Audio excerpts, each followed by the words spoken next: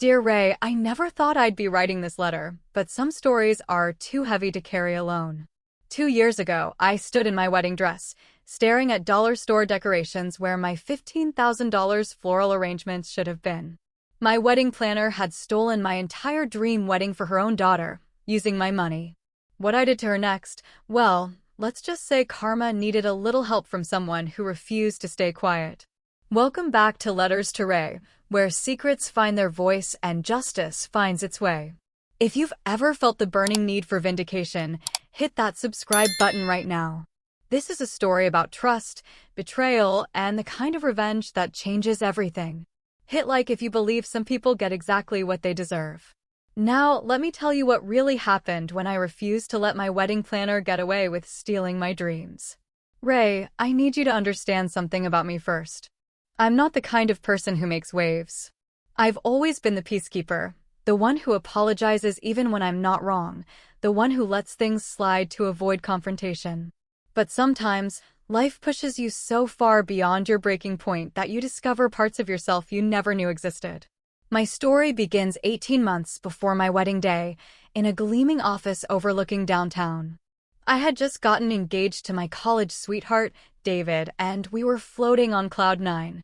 We'd saved $50,000 for our dream wedding, every penny earned through double shifts at the hospital where I worked as a nurse, skipped vacations, and countless nights eating ramen, so we could afford the fairy tale we'd both dreamed of since we were kids. When I walked into Elegant Affairs wedding planning, I felt like I was stepping into a movie. Crystal awards lined the walls, fresh orchids graced every surface, and soft, classical music played in the background. The woman who greeted me was everything I thought a high-end wedding planner should be. Victoria Chen, impeccably dressed in a cream-colored blazer, her silver hair pulled back in a perfect chignon, speaking with the kind of confident authority that made you trust her immediately. Sarah, she said, extending a perfectly manicured hand, I've been looking forward to meeting you. From your initial inquiry, I can already tell we're going to create something absolutely magical together. Victoria's portfolio was breathtaking. She showed me photos of weddings that looked like they belonged in magazines, cascading orchid displays that seemed to float in midair, three-tier cakes that were architectural marvels, venues transformed into something from a fairy tale. Each testimonial was more glowing than the last, with brides gushing about their perfect day and Victoria's unparalleled attention to detail. Sarah, Victoria said, leaning forward with genuine warmth in her eyes, I don't just plan weddings. I create experiences that people remember for the rest of their lives. You only get one wedding day, and I'm going to make sure yours is absolutely flawless. The price tag was steep, $35,000 just for her planning services, but Victoria made it sound like an investment in happiness itself. Think of it this way, she said, spreading out vendor portfolios across her marble desk. You're not just paying for a wedding planner. You're paying for peace of mind, for perfection, for the assurance that every single detail will be exactly as you dreamed. I signed the contract that day, my hands actually trembling with excitement as I wrote my name. For the next 6 months, Victoria made me feel like the most important bride in the world. She was always available for calls, always enthusiastic about every detail, always one step ahead of my needs. We toured the Botanical Conservatory where my ceremony would take place, a stunning venue with glass ceilings and walls of blooming flowers. Victoria walked me through her vision, her arms spread wide as she described how the space would be transformed. Picture this, Sarah, she said, her voice filled with excitement. Cascading white orchids will frame your ceremony space, creating a natural cathedral. Elena, our premier florist, will work her magic to make this place look like something from a dream. The light filtering through those glass panels will hit the flowers at just the right angle during your 4 o'clock ceremony. The cake tasting was at the city's most exclusive bakery. Victoria introduced me to Marcus, the custom designer who would create my 3-tier masterpiece covered in sugar peonies that matched my bouquet perfectly. As I tasted layer after layer of decadent flavors, Victoria took notes, nodding approvingly at each decision. Marcus's work is truly art, she told me as we left the bakery. Your cake will be the centerpiece of the reception. Guests will be taking photos of it all night long. The photographer, James, was supposedly one of the top wedding photographers in the state. Victoria showed me his portfolio, and I could already picture myself in those romantic, ethereal shots. James has this incredible ability to capture not just the moment, but the emotion, Victoria explained, flipping through image after image of stunning wedding photography. Your wedding album will be something you treasure forever. Every vendor meeting felt like another piece of the puzzle falling into place. The caterer specialized in farm-to-table cuisine that would make our reception feel like an intimate dinner party with our closest friends. The string quartet Victoria recommended had played at symphony halls across the country. Even the linens were special silk tablecloths in dusty rows that would complement my bridesmaids' dresses perfectly. I felt so lucky, Ray. So incredibly blessed to have found someone who understood my vision so completely. Victoria treated me like I was her only client, always making time for my questions, always patient with my changing mind about small details. This is going to be the wedding people talk about for years, she would tell me during our weekly check-ins, and I believed her completely. The night before my wedding, I was too excited to sleep. My stomach fluttered with anticipation, not anxiety. I had seen every detail, approved every choice, tasted every dish. My dress hung in my childhood bedroom, looking like something from a fairy tale. In less than 24 hours, I would be walking down an aisle lined with the most beautiful flowers I'd ever seen, towards the love of my life, with 150 of our closest family and friends watching our perfect beginning. But Ray, when I arrived at the Botanical Conservatory that morning, my entire world collapsed. The cascading orchid displays were artificial flowers from what looked like a dollar store, haphazardly stuck into cheap foam blocks. The elegant silk linens I had specifically chosen were wrinkled polyester tablecloths that looked like they'd been pulled from storage. My custom three-tier sugar peony masterpiece was nowhere to be found. Instead, sitting on a folding table that definitely hadn't been there during our venue tour, was a sheet cake from a grocery store. Ray, I wish I was exaggerating, but it still had "Happy Birthday Jennifer" written on it in blue frosting, with Sarah and David scribbled over it in different colored icing that was already starting to smear. My hands started shaking as I took in the scene. The crystal chandeliers I had specifically requested were gone, leaving harsh fluorescent lighting that made everyone look sick. My beautiful ceremony arch, the one Victoria had described as romantic and ethereal, was made of what looked like branches from someone's backyard, held together with duct tape that was clearly visible. "Victoria!" I called out, my voice echoing in the cavernous space that suddenly felt nothing like the intimate garden venue I had fallen in love with. "Victoria, where is everything? Where are the flowers? Where's the cake? Where are all the vendors?" When she finally appeared from a side corridor, Victoria looked nothing like the composed professional I had been working with for months. Her usually perfect hair was disheveled, there were sweat stains under the arms of her blazer, and for the first time since I'd met her, she wouldn't make direct eye contact with me. "Oh, Sarah. Thank goodness you're here," she said, her voice high and strained. "We've had some last-minute vendor issues, but don't worry. I've got everything under control. These backup options are going to be just as beautiful, maybe even more beautiful. Very modern, very minimalist." "Backup options?" My voice cracked as I gestured around the disaster surrounding us. "Victoria, these aren't backup options. These are completely different vendors, completely different everything. Where's Elena with my orchids? Where's Marcus with my cake? Where's James, my photographer?" Victoria's expression shifted, and for a moment I saw something cold flash in her eyes before she forced her professional smile back into place. There was a miscommunication with Elena. She had a family emergency and had another event double-booked. Marcus had issues with his ovens this morning, but look. She gestured toward the grocery store cake like she was presenting a masterpiece. "I found you a replacement that's just as delicious. And James had a family emergency, but I've got an excellent backup photographer." She pointed toward a teenager who couldn't have been more than 16, holding what looked like an iPhone with a cracked screen. I felt like I was drowning, Ray. Like the air had been sucked out of my lungs. This couldn't be happening. Not on my wedding day. Not after 6 months of planning and $50,000. Family emergencies? I managed to whisper. All of them? On the same day, Victoria's joy tightened almost imperceptibly. These things happen, Sarah. The wedding industry is unpredictable. But look around, everything is lovely. Very chic, very modern. Your guests are going to love the minimalist aesthetic. The ceremony was a nightmare, Ray. My photographer took blurry photos that looked like they were shot by a middle schooler doing a homework assignment. The officiant Victoria provided stumbled through a generic script that he clearly hadn't read beforehand. He called David Derrick twice and referred to our blessed celebration of love and matrimony, when I had specifically requested a more personal, intimate tone. My bouquet, which should have been garden roses and peonies arranged by Elena, was a gas station arrangement that fell apart during the processional because the stems weren't properly secured.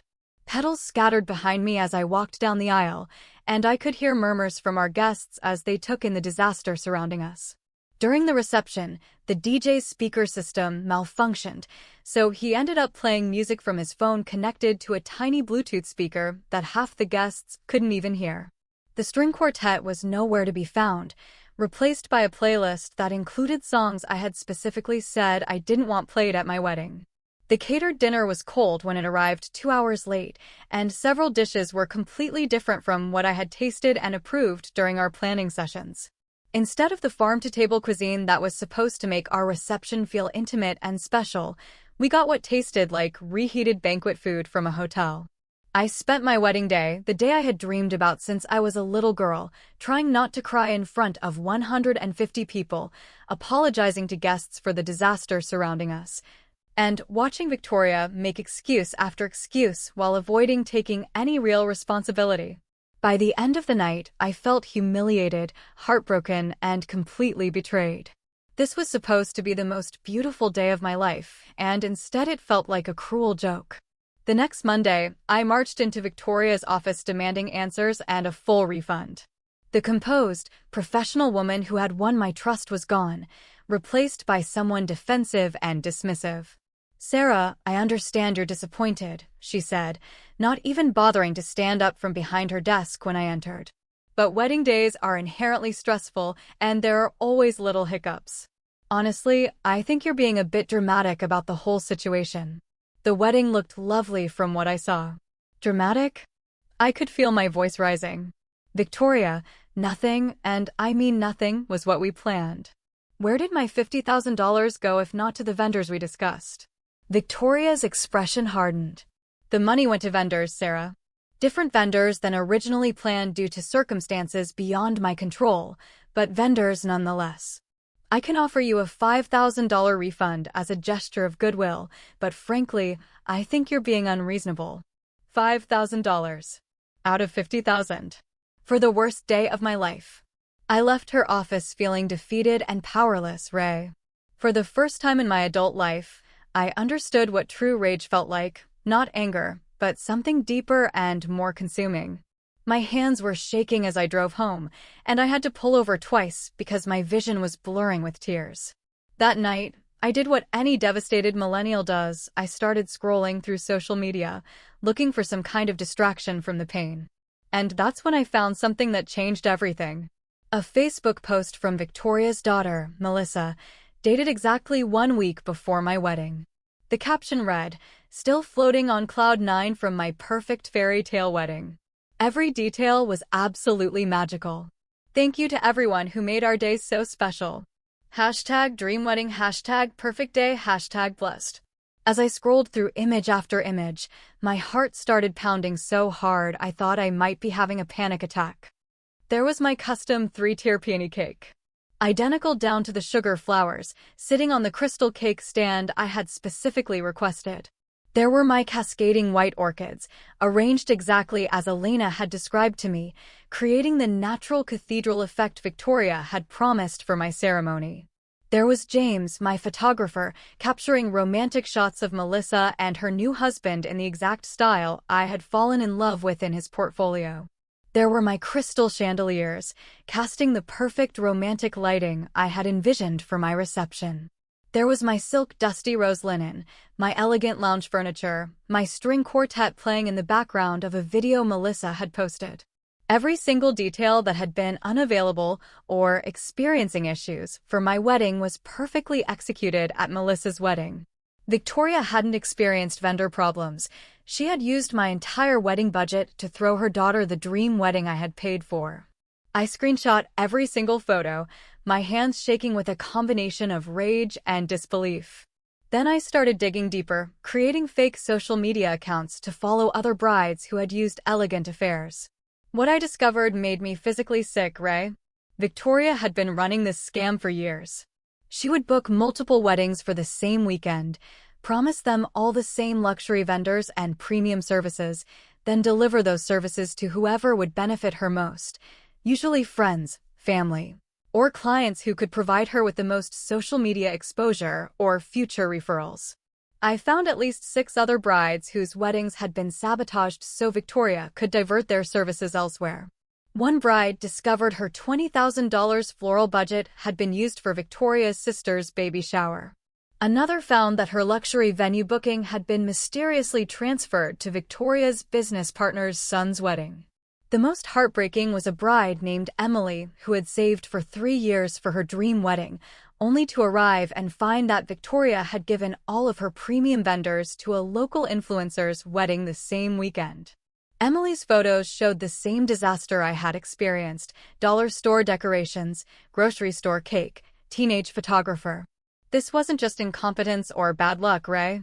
This was systematic, calculated fraud, and Victoria was getting away with it because she was banking on her clients being too embarrassed, too overwhelmed, or too defeated to fight back.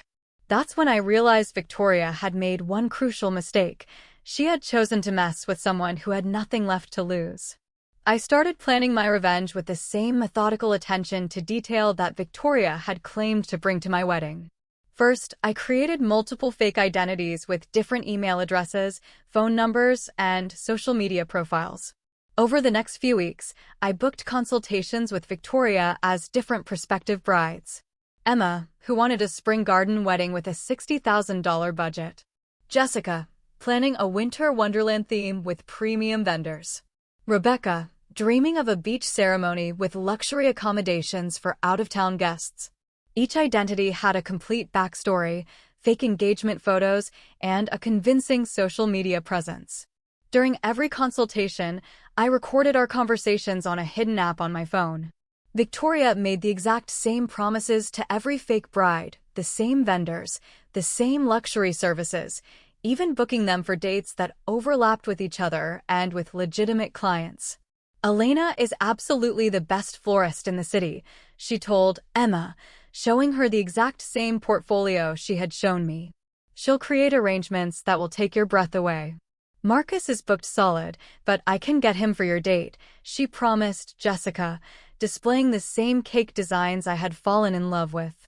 She was so confident in her scam, so assured that her clients would never compare notes or fight back, that she wasn't even trying to vary her lies anymore. But I wasn't just collecting evidence of her promises, Ray. I was building something bigger. I started researching Victoria's business practices, following the money trail through public records and vendor testimonials. I discovered that many of the premium vendors she claimed to work with had never heard of her, while others had stopped working with her after not being paid for services. She was using fake contracts with vendors who didn't exist, collecting deposits that went directly into her personal accounts instead of being held in trust for vendor payments, and manipulating clients with a combination of prestige, promises, and intimidation. Then I set my trap. I created a fake review account and posted the most glowing review of Victoria's services on every wedding forum, review site, and social media platform I could find. The review was so perfectly written that it started getting shared in wedding planning communities, going viral among brides-to-be who were looking for the best of the best. Victoria loved the attention. She started getting cocky, posting about her award-winning service and perfect track record on her social media accounts. She even shared my fake review on her business page, thanking her amazing clients for their continued trust and loyalty. That's when I struck. I launched a TikTok account called Wedding Scam Exposed and posted my first video, a side-by-side comparison of what Victoria had promised me versus what I actually received. The video showed my beautiful inspiration photos next to the stark reality of my disaster wedding day, with a simple caption, "When your wedding planner promises you a dream and delivers a nightmare." Within hours, the video had thousands of views and hundreds of comments from other brides sharing their own horror stories with wedding vendors. Then I posted the bombshell, a video showing Melissa's wedding photos side by side with my planning materials and inspiration boards. Same cake design, same flower arrangements, same photographer, same everything, just delivered to different brides on different days.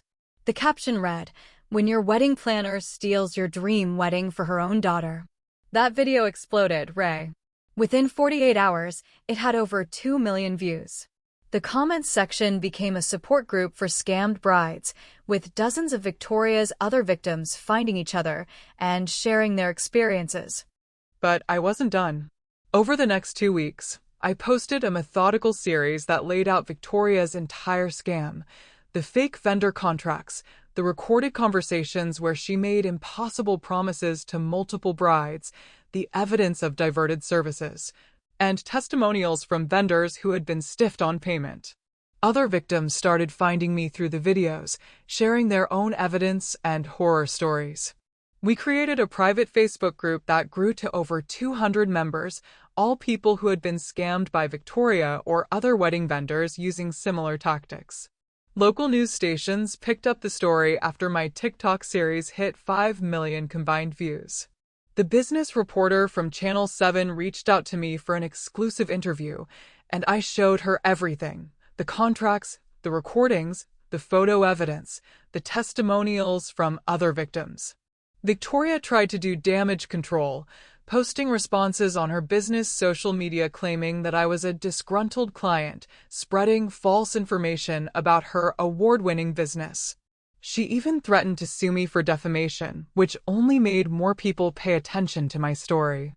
But by then, the wedding industry in our city had turned against her completely.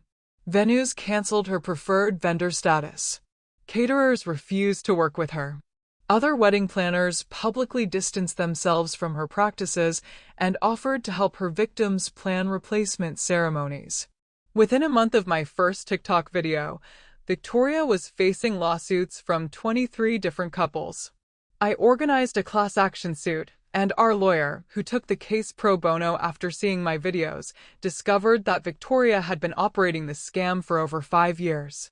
The investigation revealed that Victoria had stolen over $2 million from couples' wedding dreams, financing her entire lifestyle through systematic fraud.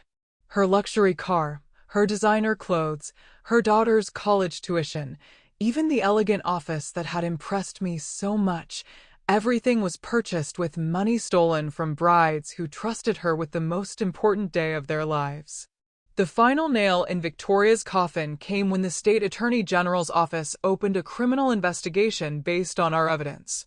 6 months after my TikTok series launched, Victoria was arrested at her office on charges of wire fraud, theft by deception, and operating a criminal enterprise.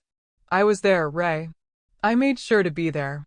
Watching Victoria being led away in handcuffs from the same elegant office where she had promised me the wedding of my dreams was the most satisfying moment of my life.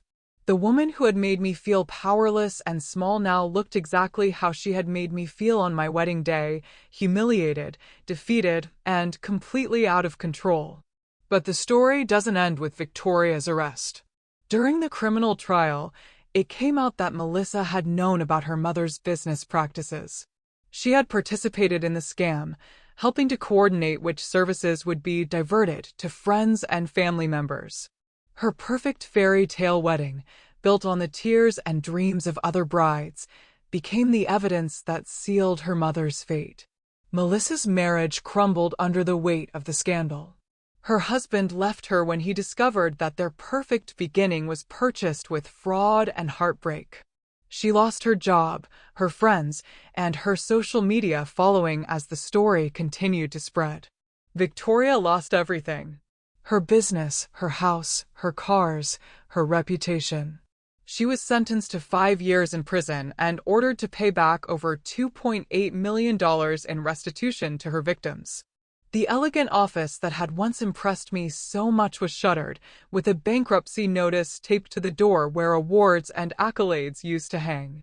As for me, I used my settlement money to start a nonprofit organization called Dream Day Justice that helps couples who've been scammed by wedding vendors.